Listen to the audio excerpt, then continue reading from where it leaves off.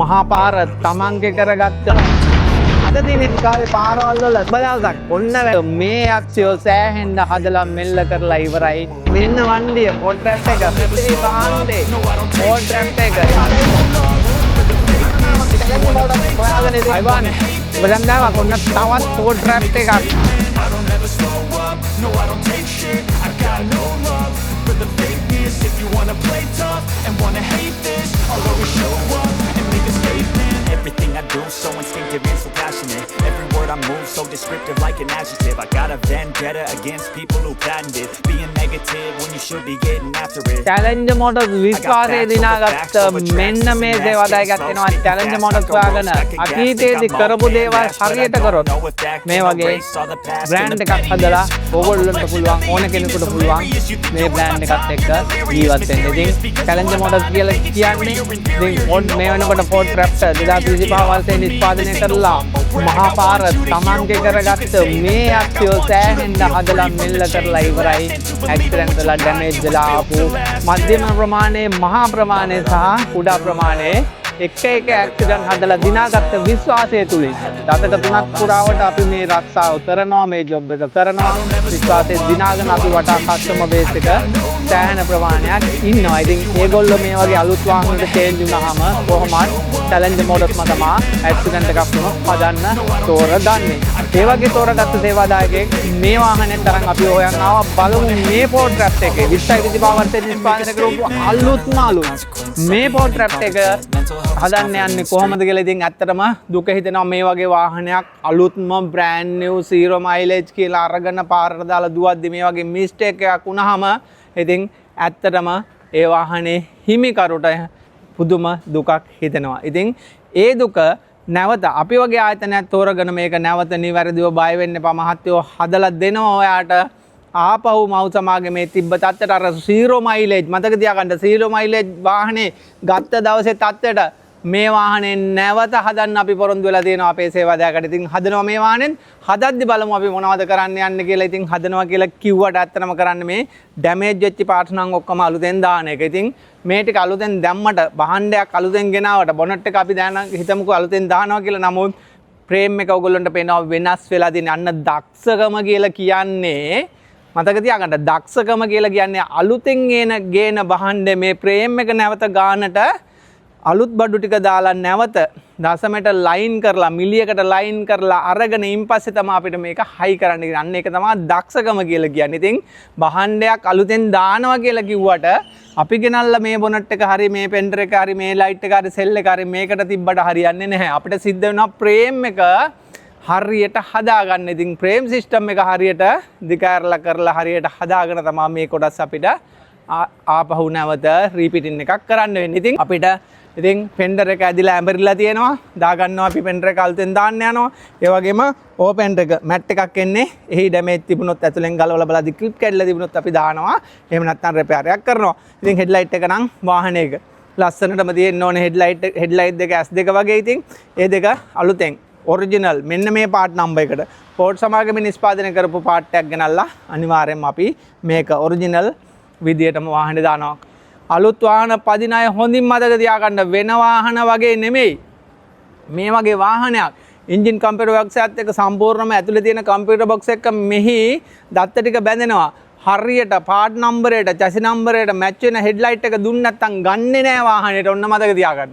ගන්නෙ නෑ වාහනේට. අපිට ලයිට් එකට ලයිට් එකක් හයි කරන්න පුළුවන්. හැබැයි ෆෝල්ට් ටික ඔක්කොම මීටර් බෝඩ් එකේ පෙන්නනවා මේ වාහනේ හෙඩ්ලයිට් එකට එන ෆෝල්ට් එක. ඉතින් ඉඳා පෝල් කෝඩ් එකක් එන්නේ නැතුව හරියට වාහනේ හදාගන්න නම් දාන්න වෙනවා චැසි නම්බර් එකට හරියටම හරියන ලයිට් එක ඒ පාර්ට් නම්බරයට ඒ කෝඩ් නම්බරයටම ගෙනල්ලා ඉතින් දානවා අපි එලෙස.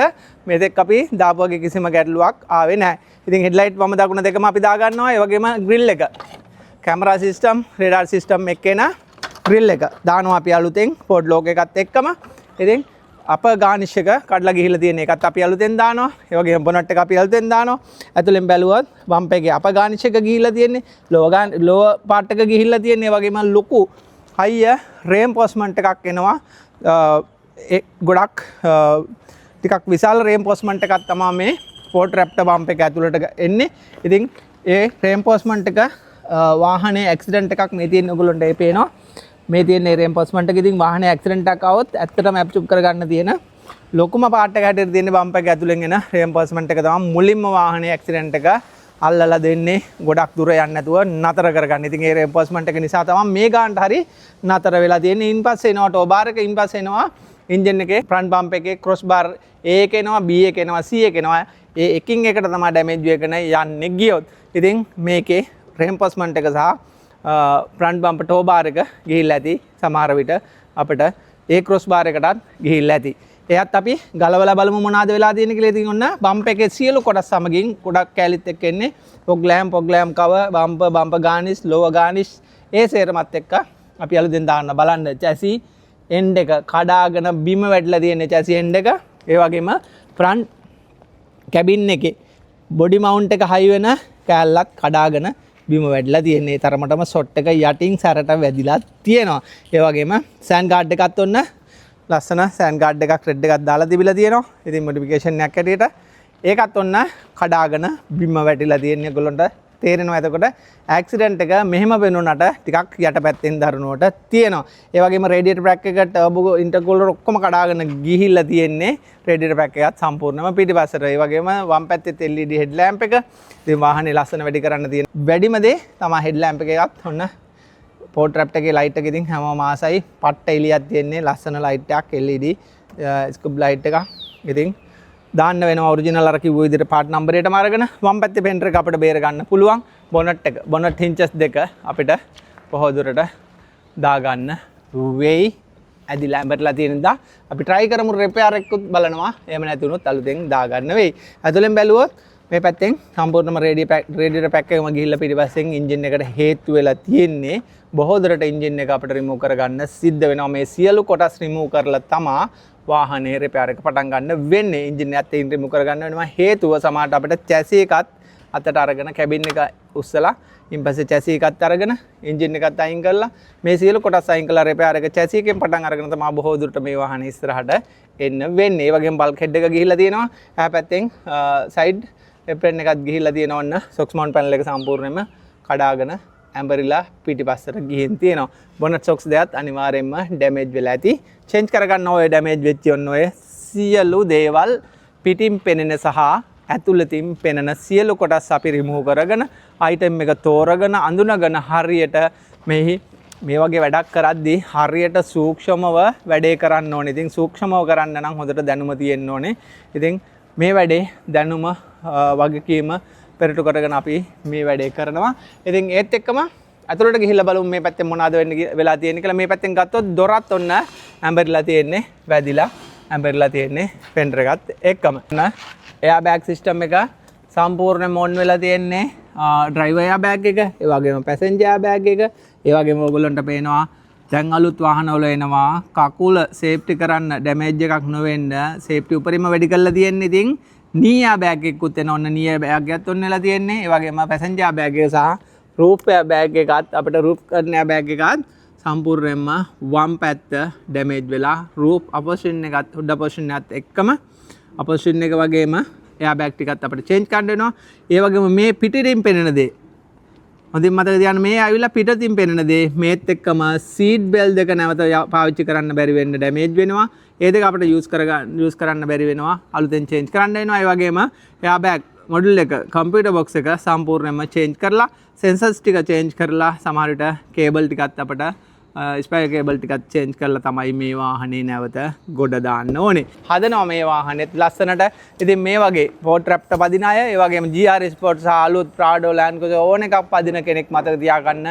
චැලෙන්ජර් මොටර්ස් කියලා කියන්නේ බ්‍රෑන්ඩ් එකක්. ඇක්සලරේටර් රිපෙයාර් හදන්න ඒ බ්‍රෑන්ඩ් එකෙන් මෙතෙක් කරපු දේවල් වෙනුවෙන් ලැබෙන විශ්වාසය වෙනුවෙන් එන වාහන තමයි මේ පුරවලා තියෙන්නේ චැලෙන්ජර් මොටර්ස්.